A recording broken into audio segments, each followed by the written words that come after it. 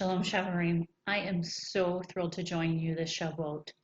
I'm even more thrilled that Rabbi decided to be a tad unconventional and pick Revelation 7:9 as our theme this Shavuot. I really believe that this was not Rabbi's idea, but Adonai's. The reason for that is because we have a problem in the Messianic community. And mostly this problem lies within the Gentile community, within the Messianic movement. And I imagine that some of you are upset that I even used the word Gentile. It has a negative connotation to it, doesn't it? And it's definitely not without reason. Ephesians 4 refers to Gentiles as ignorant, hard-hearted, and ones who embrace impurity. 1 Peter talks about Gentiles in the context of drunkenness, orgies, idolatry. Yeshua himself ignored a Gentile woman's pleas, only responding when the Talmudim urged him to, and although he did compliment her faith, it was only after he compared Gentiles to dogs. So it's no wonder that it's a label we avoid. I certainly don't want any part of it. So what's the first thing we non-Jews do when we join this movement? We start climbing that family tree, looking for a Jew branch. Oh, you know you did it. I did. We look at every last name on that tree. We spit into the tube and we send our DNA off. And I get it. I really do get it. This walk we are in is not easy. We get grief from family, from friends, from our employers. You wouldn't believe what I went through. Actually, maybe you would. For me, I just figured if I had a familial connection to Judaism, it'd make everything a heck of a lot easier. And everything would make more sense. Because you know what? It didn't make any sense. This overwhelming pull I had to Judaism. Plus, who wants to be a Gentile? Way cooler to be a chosen people, right? So it's rather ironic that it took some Jewish rabbis in this yeshiva to show me how wrong I was about who I was and about who I am. You see, Gentiles are not a mistake. They are not useless. No. Gentiles are a blessing if we choose to be, but it's a choice. We absolutely can be a curse. We can keep pushing a Gentile Messiah, or maybe we recognize a Jewish Messiah, but we steal a Jewish identity, this false garment. We do this because we don't understand our part in his revelation plan. So we can be a curse or we can choose to be a blessing. And if you take a look at Judaism, you'll see Gentiles presented as both. For instance, there's this argument about non-Jews and Torah. And here's an example that's written. From where is it derived that even a Gentile who engages in Torah study is considered like a high priest? The verse states, "You shall therefore keep my statutes, my ordinances, which if a person does, he shall live by them." It is not stated priests, Levites, Israelites, but rather the general term person. From here, you learn that even a Gentile who engages in the study of Torah is like a high priest. This demonstrates that Gentiles are rewarded for fulfillment of mitzvot, despite the fact they are not commanded to do so. Well, I like that verse, but it's not the only one. So we read this opinion. A Gentile who engages in Torah study is liable to receive the death penalty.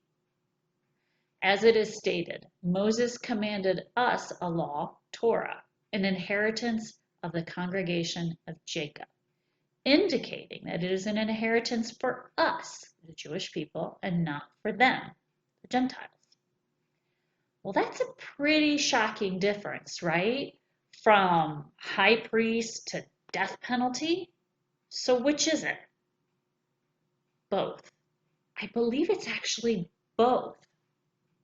Let me read you something here. So there's a comment about Esau and his souls. Souls is written in plural in Genesis 36:6.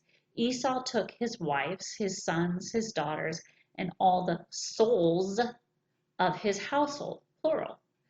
For Yaakov, however, there were 70 souls, and his soul, nephesh, singular, is written in the Torah in the singular, as it is stated, and all of the people, nephesh, that were of Jacob's issue. So we can't come into Jacob with our own soul, because Jacob is one soul. We can't come into it bringing our own soul into it, because if we do, we're stealing an inheritance that doesn't belong to us. It belongs to Jacob. So if we come in with all of our own stuff, we become a curse. Our soul has to become a Jewish soul. Well, how in the world do we transform our soul from being a Gentile one to a Jewish one? Messiah. This is why we die daily. This is why we are reborn. It's in this union with Messiah that we actually become one. Now, we're still not Jewish. Don't get lost on this here. That's an important nuance. The bride has one soul, but she is many people. This is the picture we see in Revelation 7:9. And this is why I was so excited that this was the verse that Rabbi chose to emphasize. This is how God designed us. He is such a creative Father, giving all of humanity all of these beautiful colors. Yet finally, here in Revelation, we see that we figured it out and we are one. So if we embrace this, if we become one, then we become a blessing. So let's talk about what exactly a Gentile is meant to do to be a blessing. And to do that, we have to talk about Gentiles' role in God's redemption plan, because guess what? We have one. Romans 11:11 through 15. It says, in that case, I say, isn't it that they, the Jewish people here, have stumbled with the result that they have become permanently fallen away? Heaven forbid. Quite the contrary. It is by means of their stumbling that deliverance has come to the Gentiles in order to provoke them to jealousy. Did you catch that? His precious chosen people. They stumbled so that we would have deliverance. Do you really think that God would do such a painful thing to his people if you were not precious? Of course you are. Let's keep reading. Moreover, if their stumbling is bringing riches to the world, that is, if Israel's being placed temporarily in a condition less favorable than that of the Gentile is bringing riches to the latter, how much greater riches will Israel in its fullness bring them? However, to those of you who are Gentiles, I say this, since I myself am an emissary sent to the Gentiles, I make known the importance of my work in the hope that somehow I may provoke some of my own people to jealousy and save them. For if their casting Yeshua aside means reconciliation for the world, what will their accepting him mean? It will mean life from the dead.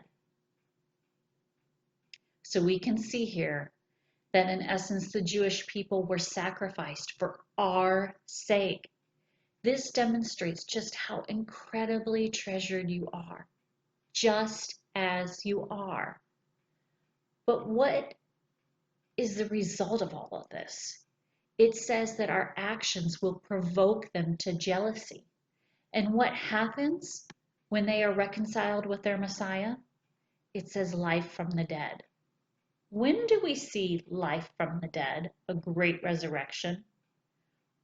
Right. I believe this is literally referring to the end of days. Do you see this? If we Gentiles do our part, we provoke others to jealousy.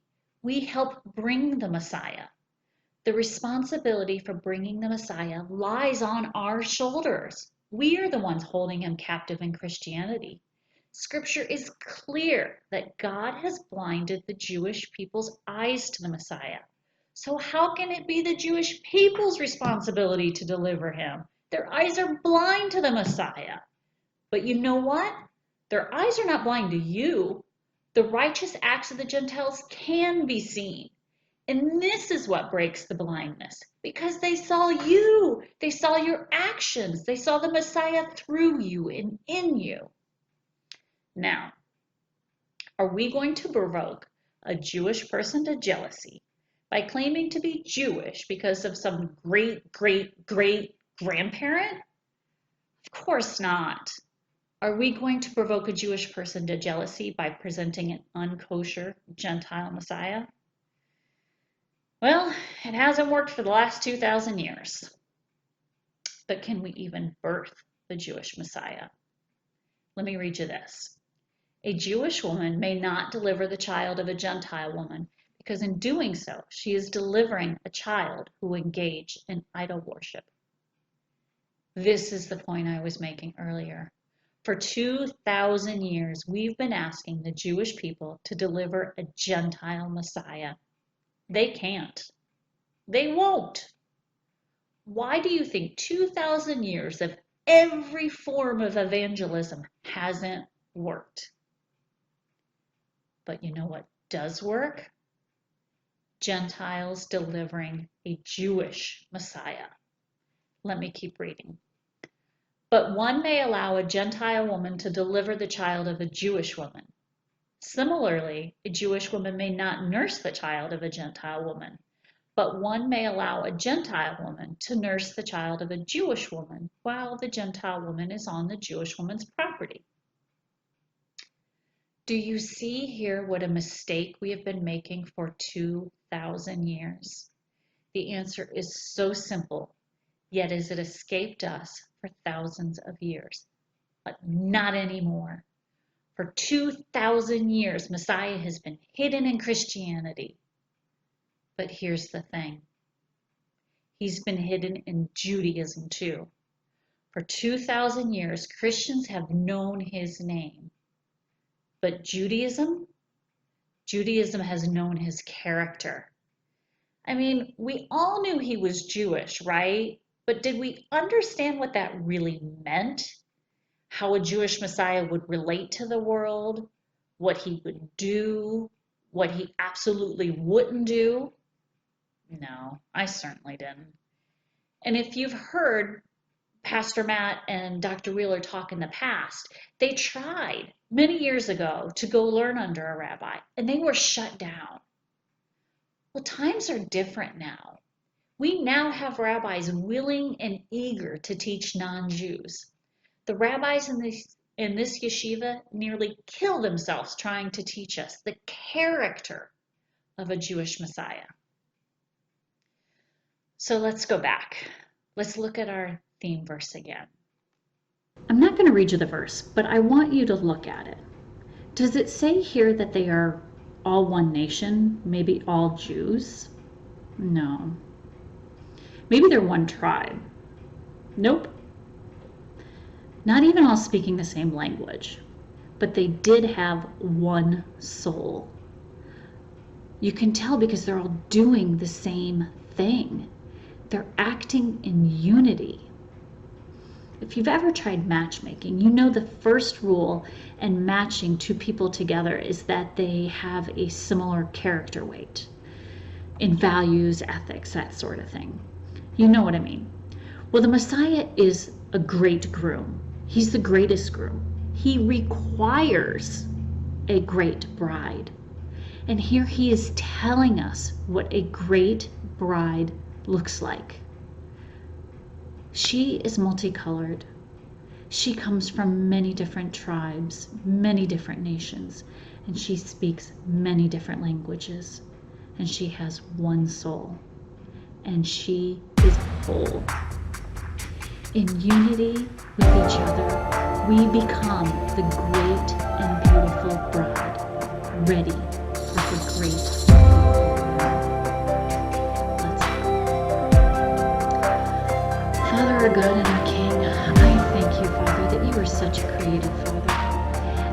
have created us in many different forms and shapes, and Father, you love them all.